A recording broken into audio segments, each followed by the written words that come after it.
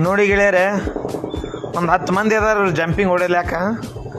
ಫಸ್ಟಿಗೆ ಒಂದು 2 ಸ್ಟೆಪ್ನಾಗ ಹೊಡಿತಾರ, ಅಂದರೆ ಅಲ್ಲಿಂದ ಅಲ್ಲಿಗೆ ಜಿಗಿಬೇಕಂತೇಳಿ 2 ಸ್ಟೆಪ್ನಾಗ ಹೊಡಿತಾರ.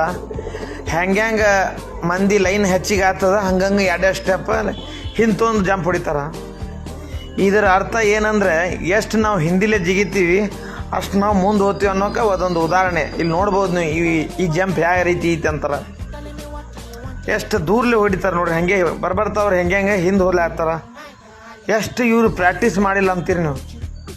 ಪ್ರಾಕ್ಟೀಸ್ ಮ್ಯಾನೇ ಪರ್ಫೆಕ್ಟ್ ಮ್ಯಾನ್ ಅನ್ಲಾಕ ಇದೊಂದು ದೊಡ್ಡ ಉದಾಹರಣೆ ಗೆಳೆಯರೆ.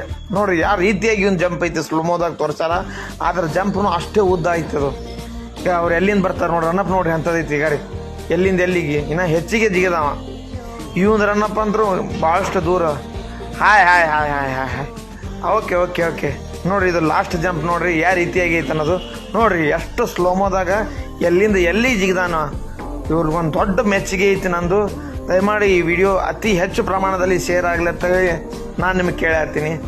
ಅತಿ ಹೆಚ್ಚು